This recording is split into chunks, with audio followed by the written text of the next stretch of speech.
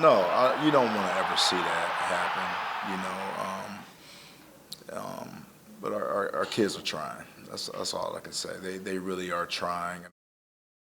They're trying to get over the hump, while Stan Drayton's trying to get over a viral infection that kept him sidelined last week. But he's back, and so are we in the TV3 studio following an overtime loss for the Owls.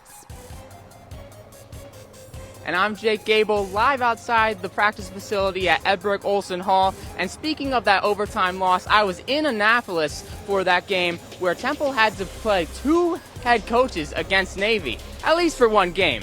Inside the Nest is live and starts right now.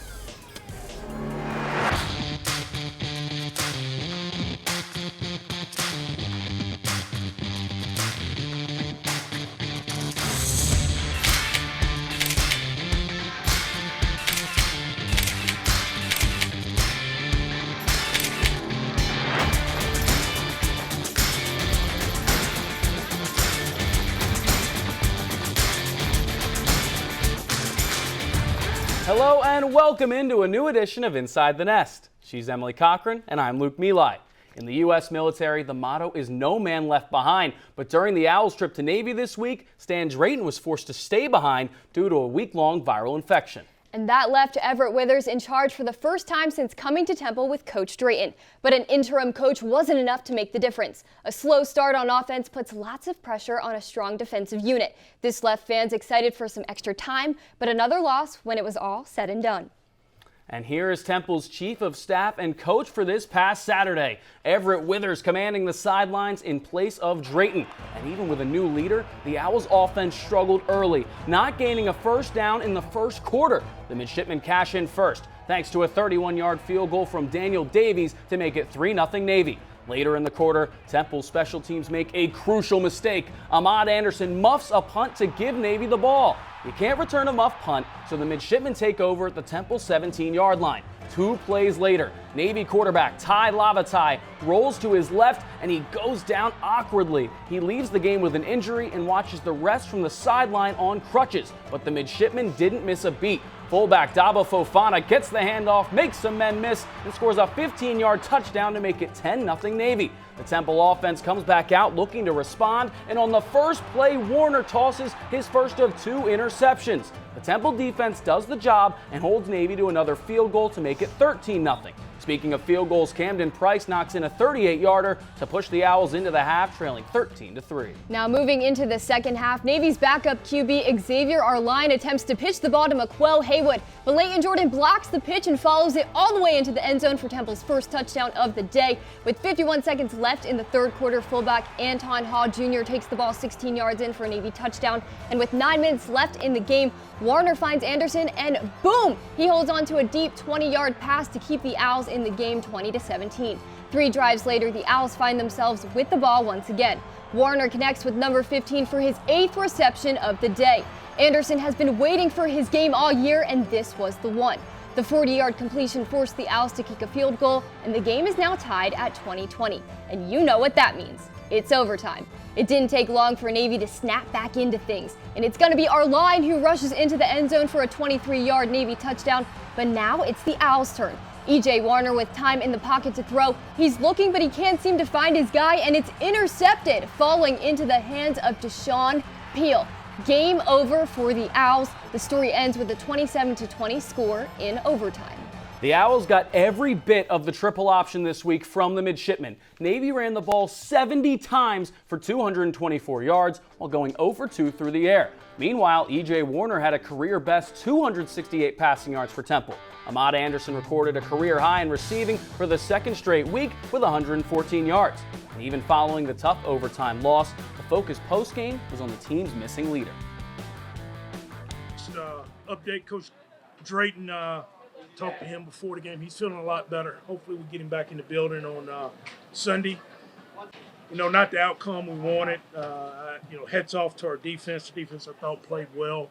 Obviously gave up that last touchdown in the overtime, but overall did some really good things. We've got to start learning how to play complementary football, and that means we've got to put some drives together so our defense doesn't have to play the snaps that they play and play with the short fields that they're playing on. So we've got to get back to work and do better there. I don't know what it is exactly. I'll have to go back and watch the film. It's not on one guy. It's all of us. It's me bad read, me bad throw. It's not blocking this guy, not blocking on the perimeter, anything like that. Just one guy messing up on every different play, not a single person, and we just got to execute better off the start. Temple was without head coach Stan Drayton on Saturday due to an illness he's been fighting for a little over a week and a half now. Chief of Staff Everett Withers stepped in, and the two were in communication, but only during halftime. Now, although Stan Drayton wasn't there, and although Temple's offense was struggling a bit in the game, this was Temple's first overtime game since 2018, when they actually versed number 20 Cincinnati at the time, and they won that game in overtime 24-17. And a big reason this game got to overtime was the special teams, usually an overlooked third phase of the game, but the special teams had a big negative play and a big positive play in this game. We'll start with the negative. We saw the muff punt by Ahmad Anderson. It set the defense up in a bad spot, put Navy at the Temple 17-yard line, where they eventually went on to score. We've heard Stan Drayton say it all season. We heard Withers in that press conference. So the Owls have to play better complementary football. They've got to help each other. But now on the positive side, Camden Price went 2 for 2 on his field goals, including the game-tying kick that sent the game to overtime. This was as clutch of a kick as any Owl has made all season, so you've got to give Price the credit in sending this game to overtime and keeping the Owls alive. And flipping over to this resilient Temple defense, Leighton Jordan had another amazing game. He recorded his third defensive touchdown on the year, and he's the first defensive player in history at Temple to record 3 touchdowns in one season. Jordan McGee and Vondi Rigby also recorded career highs in tackles. I highlighted the freshmen on the defensive side of the ball last week, but this week it was the vets who really stepped up against Navy. And you mentioned resiliency. Look at the whole team in the second half. Temple's been a team that has been outscored in the second half by an average of a touchdown. They have really struggled when the games get close and they fall behind late. Temple was down by 10 at halftime and then down by 10 heading to the fourth. They score 10 unanswered points to force overtime. And this is what Stan Drayton's talked about all season. He wants his team to play 4 quarters of football, not just the first half. This was really one of the biggest examples of them playing that third and fourth quarter well. Absolutely, and as I mentioned earlier, this was Temple's first overtime game since 2018. Before that Cincinnati win, Temple experienced an OT game in 2017 against another Academy team in Army. Blake Wilson kicked a 29-yard field goal to give Army a 31-28 victory. Temple quarterback Logan Markey, who had 2 straight 300-yard games, did not play in this matchup due to an injury. And 5 years before the Owls went into overtime against UConn, and in 2012, Temple joined the Big East Conference and went 4-7 on the season. One of the 4 wins came from this 17-14 matchup against the Huskies.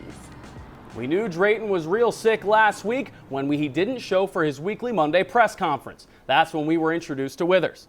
Inside the Nest reporter Jake Gable was in Annapolis and joins us live from Edberg Olson Hall to tell us more about Withers' first time coaching on the sidelines since 2018. Hey, Jake. Hey, Luke. Temple has had to take the next man up approach a lot this season after numerous injuries to both the offensive line and wide receivers. But last week against Navy, the next man up approach applied to the head coaching spot as well.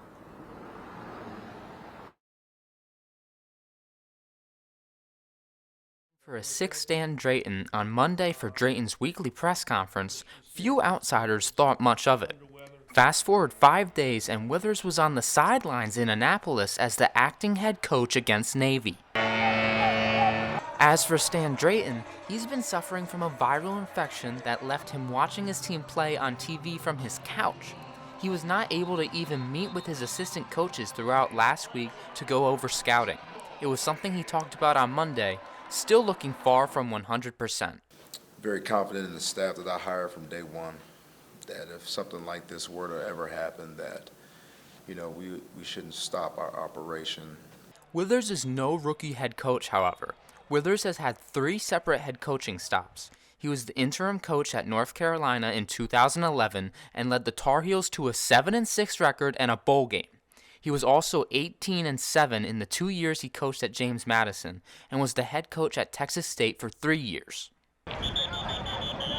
Despite not having their usual head coach Stan Drayton throughout the entire week, the Owls still took this game into overtime, but were not able to pull out the win for fill-in head coach Everett Withers. Coach Drayton, talked to him before the game. He's feeling a lot better. Hopefully we get him back in the building on Sunday. Drayton was able to call Withers at halftime to talk to him about his thoughts on the game, but being at Edberg Olsen is much better than being on his couch. Whatever I had. Withers and Drayton had worked together previously at both Ohio State and Texas as assistant coaches. Saturday was a clear indication as to why Drayton brought Withers onto his staff, although we probably won't see him head coaching again. I'm Jake Gable reporting live from the practice facility. Luke and Emily, back to you in the studio. Thank you, Jake. Now, this was one of Temple's most competitive games of the season, and of course it was the defense with the make-or-break plays as the game wound down. Another week, another Leighton Jordan play breakdown. Let's take a look at this one. Navy fakes the handoff and attempts to pitch the ball, but not before Leighton Jordan blocks the pitch and takes it into the end zone for Temple's first touchdown on the day. Let's take another look at this one, but this time in slow motion. Leighton Jordan does a great job at slipping behind the defense, making great contact with the ball, and following it right into the end zone for that touchdown of the day. This was his third on the season. Now I'm going later in the game on the play that really ended the game, Navy's overtime touchdown that eventually put them ahead. Emily just looked at a play where they messed up the triple option. Well, here's one where they ran it to perfection. You can run it right here. Backup quarterback Arline looks like he's handing it off to the fullback Daba Fofana, and he gets the whole Temple defense off bounds, takes it in for the touchdown that ultimately won the game. So we're going to play it again. You can see Arline under center, fakes the handoff, and this is something that Navy had done all game. They had gone to Fofana up the middle time and time again. The Temple defense overcommits, and you see, look at where all their eyes are. You see Arline, the quarterback with the ball, is behind Fofana and behind the tacklers. As far as the defense knows in the second and third levels of this Temple defense, they think that the tackle was made. They think the play's over. You can play it again. Arline comes out of nowhere, and everyone's off balance. People are falling over, and he goes in to put Navy ahead and eventually win the game. So we're up against our first break, but when we come back, we'll hear from the man who's been out of commission for the last week. He's back. Stan Drayton has been slowly recovering from a virus that physically kept him from attending Temple's fourth AAC matchup. We'll listen to Drayton after the break. Welcome back to Inside the Nest. After a disappointing loss to Navy, Stan Drayton was back at the podium to discuss what went wrong in a game that ended in an overtime loss. He discussed what it was like mentally watching the game from home, how he felt physically throughout the week, and what he saw from his new perspective, which was basically his couch. That was good. Yeah, it was weird. This is mine. Kind of emotional at first.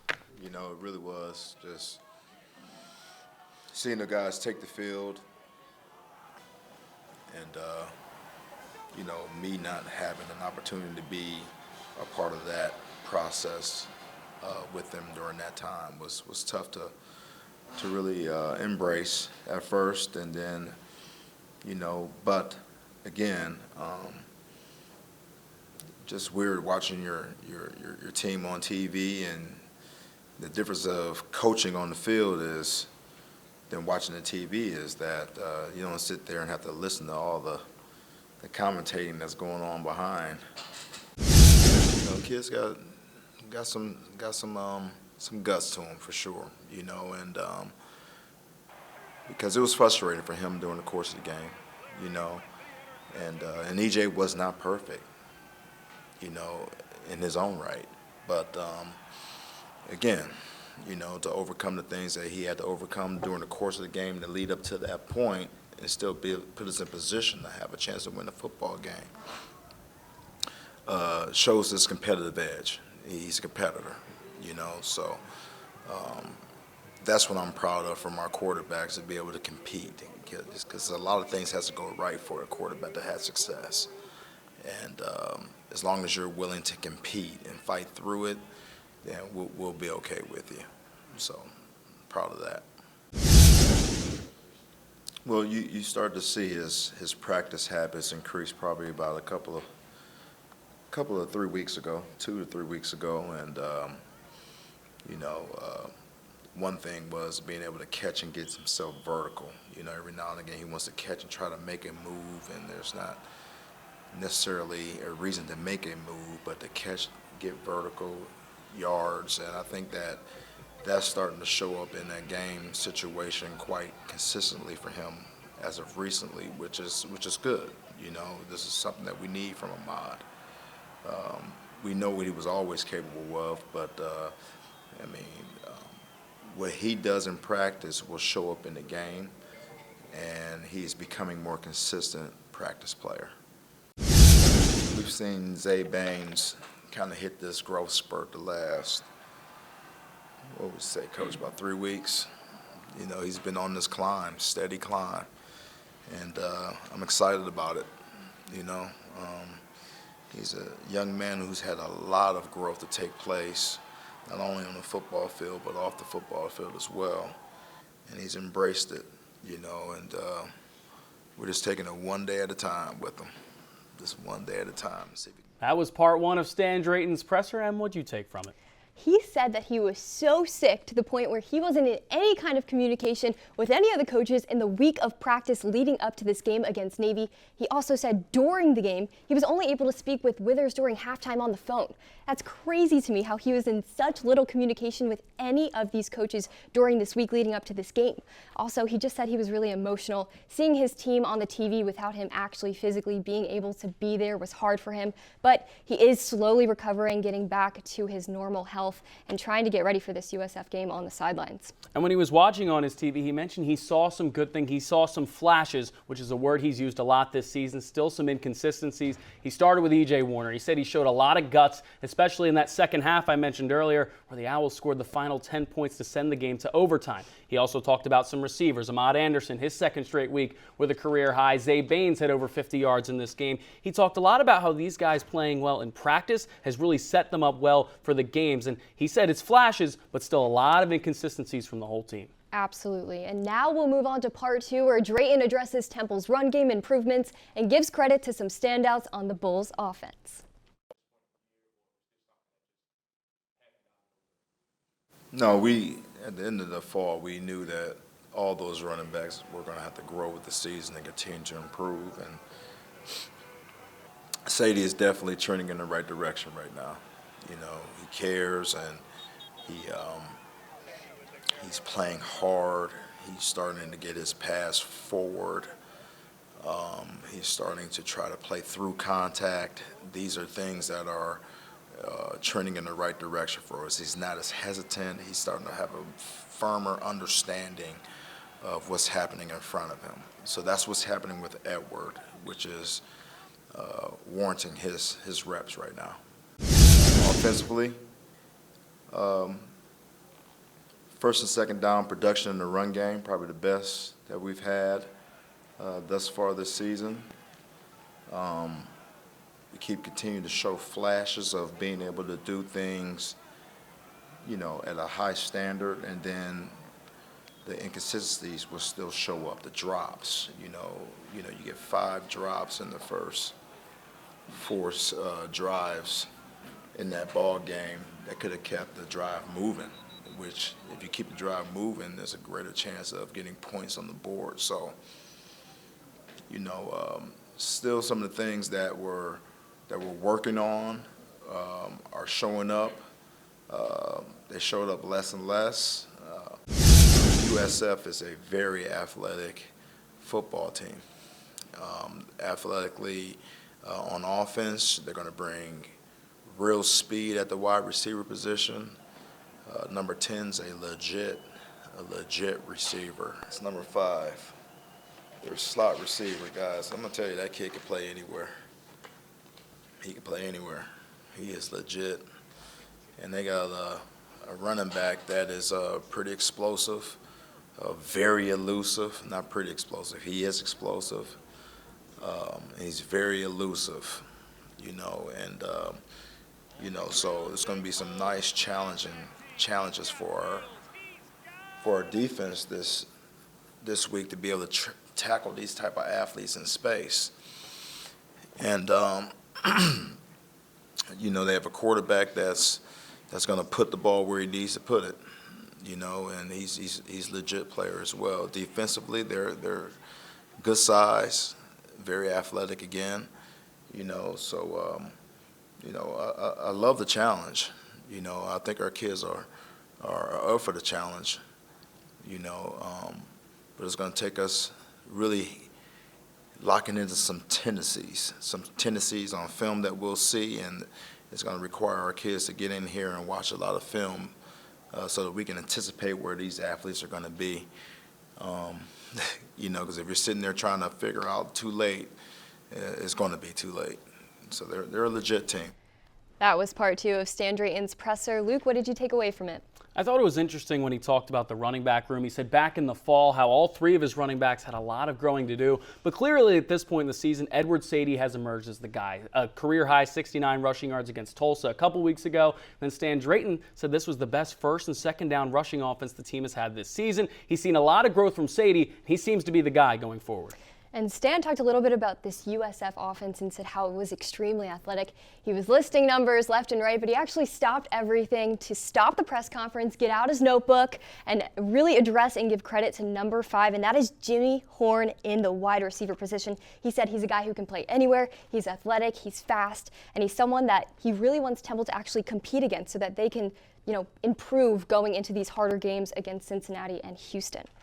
Now, Stan Drayton has an idea of what this South Florida team looks like, but it helps to ask for an expert's opinion. In just a bit, Luke and I will bring in Tampa Bay's ABC Action News sports anchor, Kevin Lewis. Kevin has been with the Action News sports team since February of 2020. The Marquette University grad covered a Super Bowl, a World Series, and a Stanley Cup final. As a Tampa Bay resident, he'll bring us some knowledge on the big, bad Bulls. After going behind enemy lines with Kevin, we'll scout this USF offense ourselves to see the potential it might be bringing to Philadelphia. We'll also grab the toolbox to look at Temple's tools for success in a game that could be their best shot for a conference win this season. Inside the Nest, we'll be right back. Welcome back to Inside the Nest. The battle between Temple and USF is a battle to get out of the basement. Each team sitting at the bottom of the AAC looking for that elusive first conference win. And the Owls have come close to that first AAC win in their last 2 matchups against Tulsa and Navy. We'll see if they can finally pull it off back home in Philadelphia. And if the Owls are going to pull off that first win, it's going to have to be behind shutting down Bulls running back Brian Battie. The sophomore stands at only 5'8", but his presence and role for this USF offense is massive.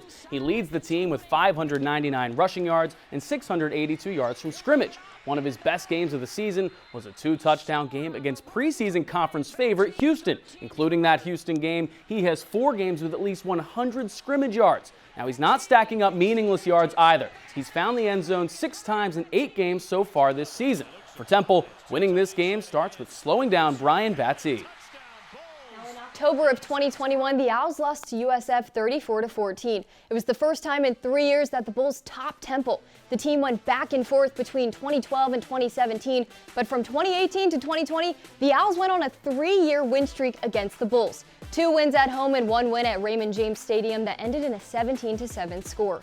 Temple is 5-3 all-time against USF, and throughout those 8 games, the Owls averaged 26.3 points per game, while USF averages an even 30. And that takes us to the present day for this Bulls team. USF has struggled just as much as Temple in the win column, but the Bulls have had a lot more inconsistencies at the QB position over the last few weeks. USF faced the Houston Cougars on Saturday, and sophomore quarterback Travis Marsh made his 3rd career start in place of Gary Bohannon. Marsh completed 71% of his passes for 275 yards and no turnovers. Marsh actually went into the transfer portal in January, but soon realized he was most comfortable in green and gold. And ironically, he has the start now. This will be the 2nd game in a row where Temple's defense has an opportunity to pressure a young quarterback. They need to make this game count to give them some confidence going into Houston. And now we know every young and inexperienced quarterback has the favorite target that they rely on. For Marsh, that guy has been Xavier Weaver. The junior receiver leads the team with 539 receiving yards as well as 43 catches. Those 43 catches are 21 more than the next closest Bull. In the last 3 games where Marsh has seen his action at quarterback, Weaver's averaging nearly 80 yards per game, and he's also grabbed all 3 of his touchdowns this season in the last few weeks. He'll be a big key to this game for the Temple defense. You've got our thoughts on what USF brings to the table, but now it's time to bring in someone who has experience running with the Bulls. Kevin Lewis from ABC's Action News sports team in Tampa made sure to check us on our USF knowledge. He pinpoints the injuries plaguing the team and new QB learning the ways. This week's edition of Behind Enemy Lines starts right now. Oh, I hated that.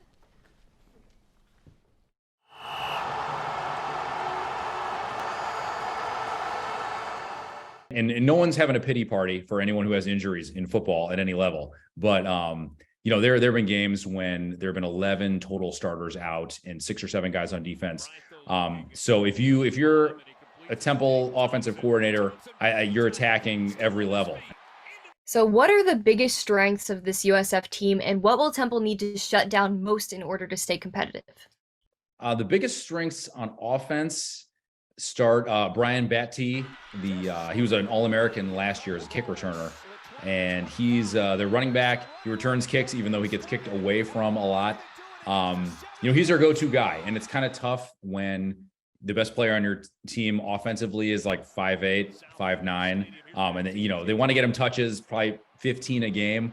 But when guys key on him, especially the way this team has fought through injury, it's a little tough. Stan Drayton mentioned today that receivers like Xavier Weaver and Jimmy Horn offer a big challenge for a Temple defense that's number 1 against the pass in the conference.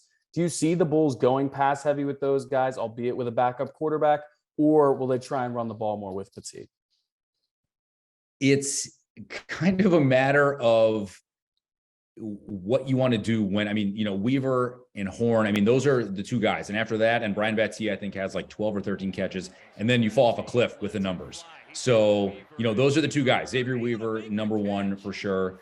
Travis Marsh, that's his first look, when he drops back. And, given the injury situation, those are the 2 guys. This will be Marsh's 4th career start in place of an injured Gary Bohannon. How do you think his performances have looked so far, and do you think he'll keep the start moving forward?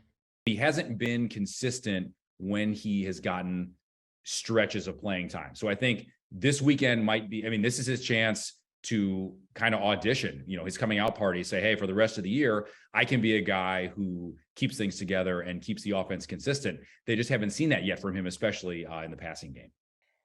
And last question, do you have a specific game score prediction heading into this conference matchup?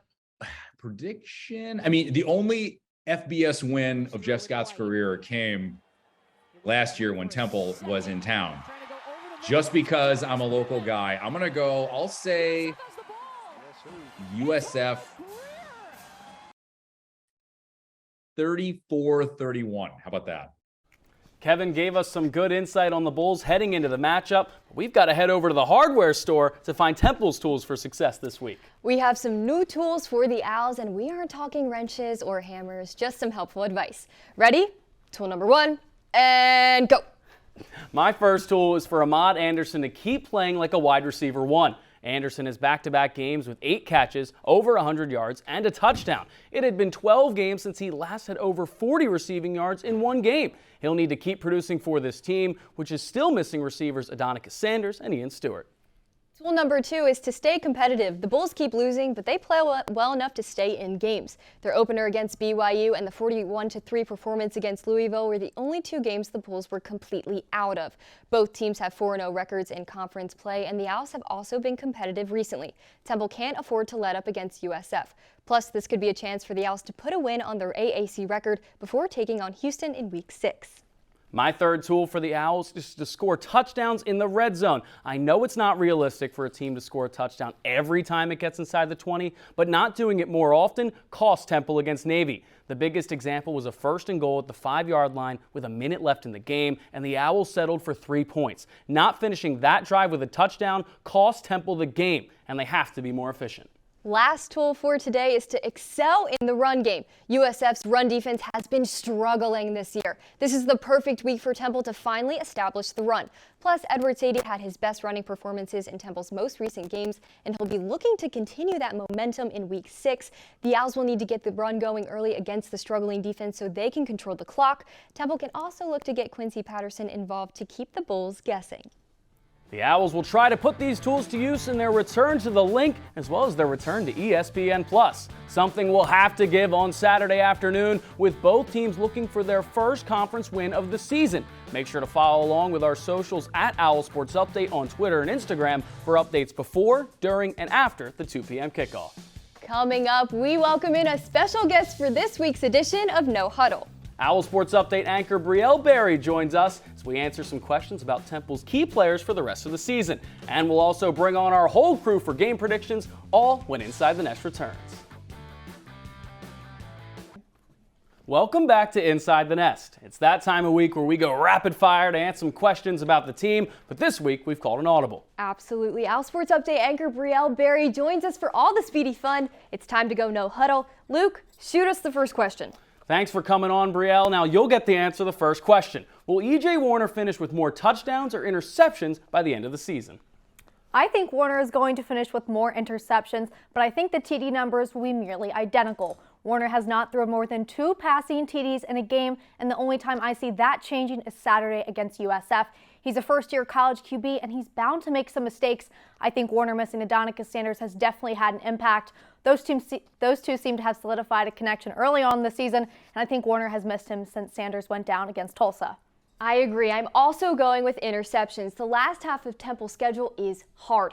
After USF, the Owls still have ECU, Houston, and Cincinnati to worry about. These 3 teams total 22 interceptions and 82 passes deflected on the year. Plus, they know E.J. Warner's a young QB. He has thrown in an interception in every conference game except UCF, and that game still ended in a 70-13 blowout. I expect defensive backs to be aggressive and force Warner to make a lot of mistakes. Now I'm going the other way. I'm going to say that E.J. will have more touchdowns. Yes, the interception numbers have grown lately, but things can't get any worse around Warner going forward. Last week, Temple was down 3 O-linemen and receivers Adonicus Sanders and Ian Stewart. As guys get healthier, he'll throw less picks. Him having only 1 more interception than touchdowns at this point makes me confident his numbers won't flip going forward. And remember, in the last 2 games, he's thrown a desperation pass on the final plays of each game that added to that total. All right, question 2. Where does Leighton Jordan's season rank among single seasons for Temple defenders all time, Brielle? What Leighton Jordan has done for this program, especially this season, has been awesome to watch, but there are a handful of former defensive players that I would rank above him. The first that comes to mind is Tyler Medikevich, who is the all-time leading tackler in program history with 493 tackles. He won first-team All-America honors, and in addition to that, won the Czech Bednarik, and Bronco Nagurski Trophy, which is given to the nation's best defensive player. The only fair way to compare a historic season is to compare it to another historic season. I'm going with Quincy Roche in 2019. In 2019, Roche tied the Temple record for sacks in a single season with 13. Roche's 13 sacks was more than 6 sacks higher than any other Owl on the team that season. And to put his career in perspective, Roche is tied for the second most sacks all time at Temple with 26. Mentioning Leighton Jordan with a guy like Quincy Roche just shows the type of season that Jordan's produced so far. I agree, and as I mentioned earlier, Jordan is the first defensive player in Temple history to record 3 touchdowns in a single season.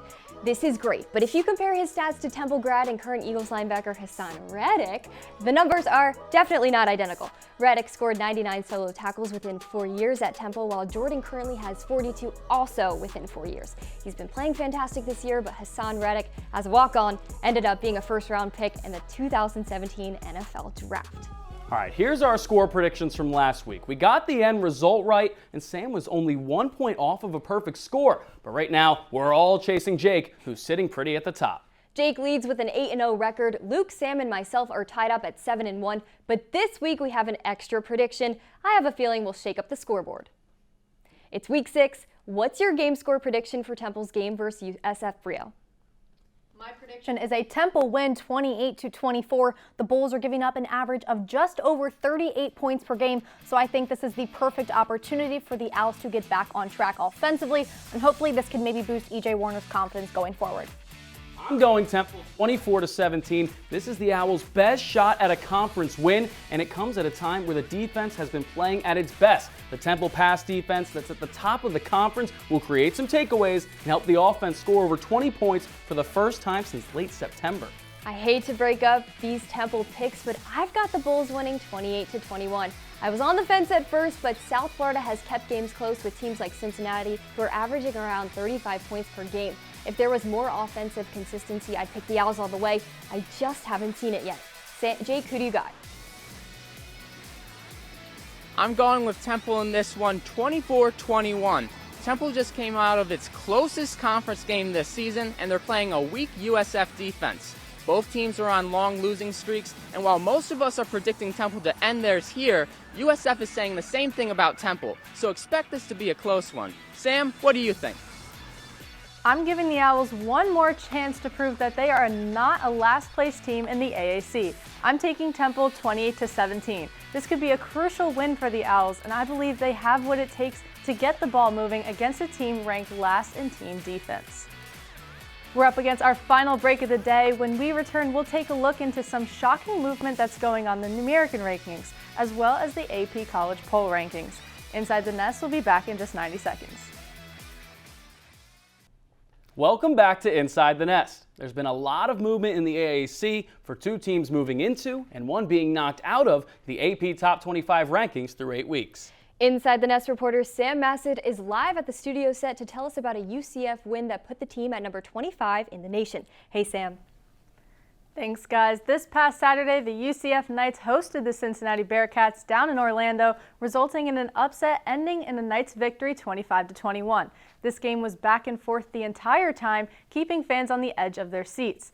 The win booted out Cincinnati of the polls, and for the first time since 2018, UCF has found its way into the AP rankings, currently sitting at number 25. It was a slow first half for these powerful offenses, but it started to pick up in the third.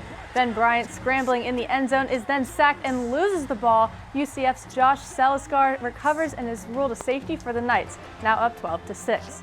Later on, Cincinnati is back with the ball. Bryant throws and finds his tight end Josh Wiley in the end zone, putting the Bearcats back up 13-12 to end the third. The Knights back in possession, Isaiah Bowser using his legs with an explosive run up the left and into the end zone to take the lead once more, but the two-point conversion fails. Not much later, Cincy responds with another touchdown and converts the two-point attempt with a one-handed grab from Tyler Scott to advance the lead 21-18. Coming down the wire, UCF down by 3 in the final minute, but RJ Harvey finds the open hole right up the middle, spinning around the defenders, and scores on a 17-yard touchdown to win it all with the final score of 25-21. Taking a look into the current standings going into Week 9, after that matchup, both Cincy and UCF are tied for second in the conference. Tulane, a team that finished dead last in the conference last year, is now sitting at the top of the conference this year and is the only team still undefeated. The Houston Cougars, who were voted to win the conference in preseason, sit in that three-way tie for second. In reality, those top 4 teams are all still fighting to get that conference title game. Only the top 2 can qualify. Everyone else is on the outside looking in. And of course, that includes Temple. The Owls are just doing what they can to get out of the basement. Saturday versus USF might be their last chance. A lot of interesting movement going on in the American over the past few weeks, and a lot of important matchups still to come. It will be interesting to see which teams representing the AAC will stay, move, or leave the AP rankings. Reporting from the studio set, I'm Sam Massad. Back to you guys. Thank you, Sam. That'll do it for today. Make sure to follow along with all of our coverage at Owl Sports Update on our socials. And for the entire Inside the Nest crew, he's Luke Emilie. I'm Emilie Cochran. Have a lovely day, everybody, and we'll see you again next week.